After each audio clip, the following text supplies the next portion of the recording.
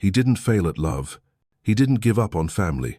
He simply woke up one day and realized that peace mattered more than expectation. No more pretending. No more performing. No more squeezing himself into someone else's definition of a fulfilled life. The world doesn't get it. It whispers things like sad, lonely, odd, because in their eyes, a man living alone after 50 must have lost something. But what if he gained everything? He eats when he's hungry, sleeps when he's tired, speaks only when words are needed, and listens to his thoughts finally without interruption. They call it solitude. He calls it sovereignty. Because the truth is, not every man who lives alone is lonely. Some of them are finally free, and maybe, just maybe, they're the lucky ones. If you've ever sat alone at your kitchen table, not in pain, but in peace. If you've ever looked around your empty home and felt something like clarity, this isn't a story of loneliness. It's a quiet victory, and maybe you're the lucky one. They don't say it to your face, but you can feel it in the way they speak more slowly when talking to you, the way they tilt their head when they ask, "So, are you seeing anyone these days?" As if being single over 50 living alone must mean something's wrong, like you've failed, or given up, or somehow missed your turn on the road. Everyone else followed. But here's the truth no one tells you. You didn't miss your turn. You just took a quieter path. And that path? It's not paved with regrets. It's lined with mornings where you wake up to stillness and don't have to perform for anyone. It's dinners that don't require small talk. It's evenings where you get to choose between reading, walking, or doing absolutely nothing and not having to justify any of it. The world has always misunderstood solitude. They think if you're not surrounded, you must be suffering. If you don't have a partner, you must be incomplete. If your phone isn't buzzing, you must be forgotten. But you know better now, because you've lived enough to understand that noise isn't a connection. Crowds don't guarantee belonging. And being surrounded doesn't mean being seen. Sometimes, the loneliest place in the world is a room full of people who don't understand you. And the most peaceful place, it is your own home, your breath, your own company. They think you're isolated. But what you've done is reclaim your life. You're not invisible. You're just not available to everything that once drained you. So when someone looks at you with pity for living alone, let them, because they're looking from the outside, and what you have on the inside is something they may never know. Peace, clarity, and the power to choose every moment how your life unfolds. No one talks about this part, what it's like to wake up at 3 a.m. with chest pain, not panic, not a heart attack, but the kind of ache that makes you wonder, what if something's wrong? Who would I even call? There's no one in the next room. No spouse to shake awake. No grown child sleeping down the hall. Just you.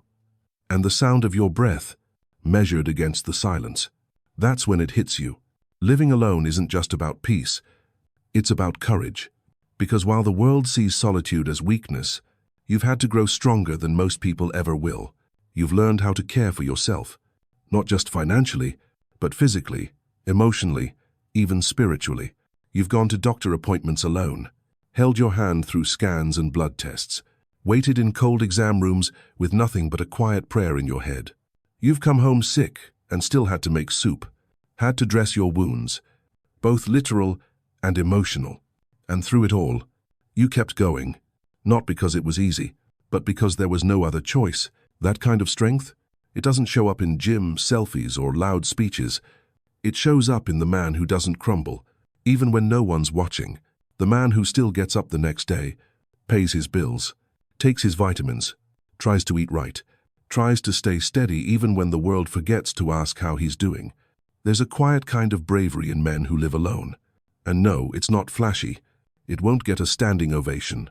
But it's the kind of strength that builds something unshakable. Self-trust. Because once a man learns to stand on his own, not just in theory, but in the cold, quiet reality of life, he becomes something society rarely talks about. Unbreakable. There's a kind of silence you don't discover until everyone's gone. Not the painful kind. Not the one that echoes with regret or longing, but the kind that settles into your bones. That wraps around you like warm sunlight on a late afternoon. That makes you realize you were never meant to be surrounded all the time. Because somewhere along the way, you stopped needing the noise. You stopped chasing validation, You stopped trying to fill every corner of your life with someone. And in that pause, you found something better than excitement. You found peace. Not the peace of vacation. Not the peace of distraction. But the peace that comes when no one's asking where you've been. No one's expecting you to explain why you're tired. No one's interpreting your silence as distance or rejection. It's not that you've given up on love.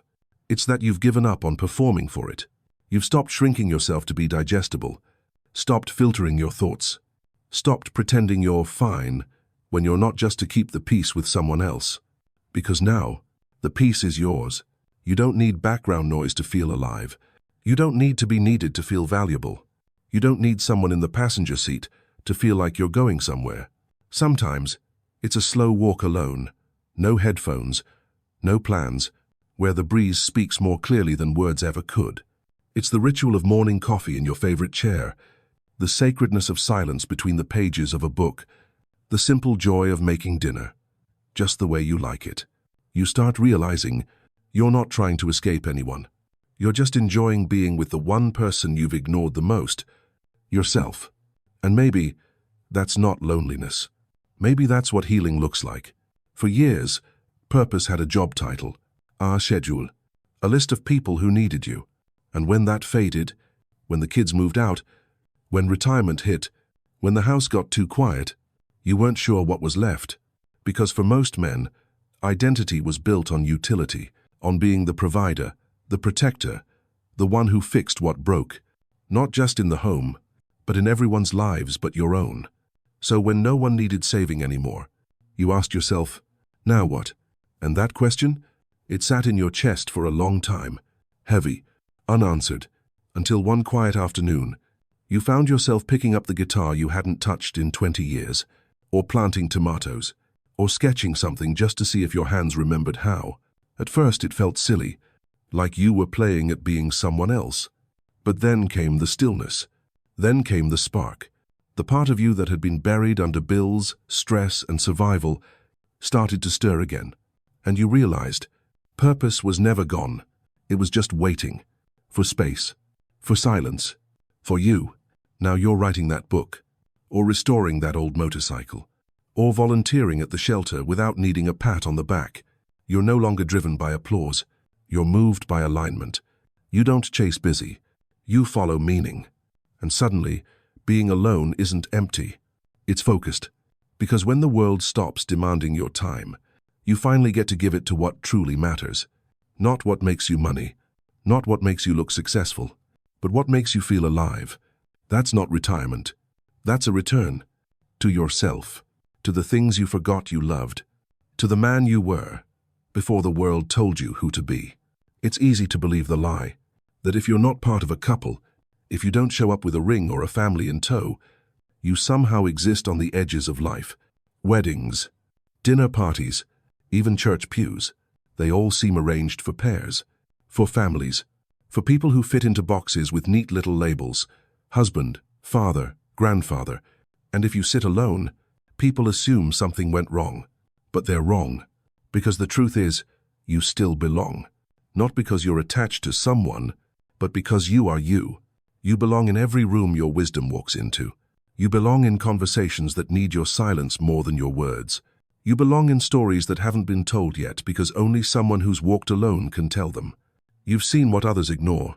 You've endured what many couldn't. And you've chosen a path most fear, the path of self-reliance, reflection, and peace. That doesn't make you less connected. It makes you more awake. Because now, when you connect, it's real. You're not showing up to impress. You're not performing. You're not networking. You're present. And that presence, it changes people. It calms rooms. It reminds others that stillness is strength, and that depth has its own kind of gravity. You don't need a +1 to be complete. You don't need a title to be respected. You just need to remember this. You are not outside life. You're the man who stepped outside the noise and brought something wiser back with him. So go to that event. Take that seat. Walk into that cafe alone. Not as someone missing something, but as someone full of something most have never even tasted. Peace and quiet strength. And yes, belonging. Most people see what you don't have. They see the empty seat at the table, the blank space on your calendar, the silence in your home, And they think, poor guy, must be lonely. But what they don't see are the scars you never had to earn, the heartbreak you never had to mend, the identity you never had to compromise. Because here's the truth. Some men didn't lose love. They dodged the kind that breaks you. They didn't give decades to someone who didn't see them.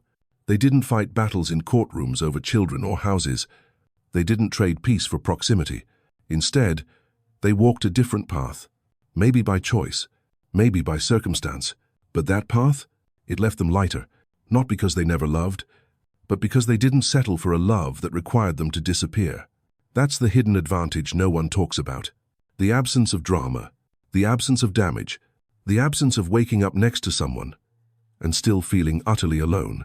It doesn't mean life was easy. It just means the weight you carry is your own. You didn't inherit someone else's regrets. You didn't carry someone else's bitterness. You didn't have to rebuild from ashes you didn't light.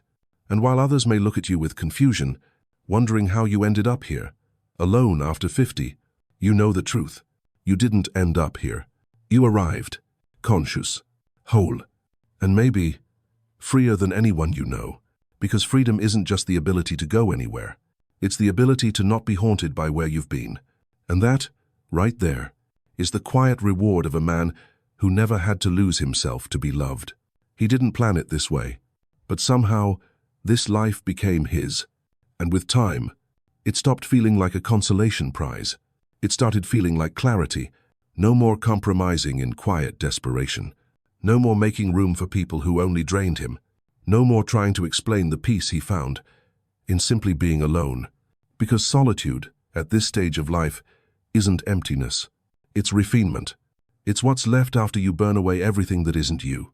So if you're over 50 and living alone, don't let anyone make you feel like less of a man. You're not broken. You're not unwanted. You're just awake. Awake to a life that's yours again.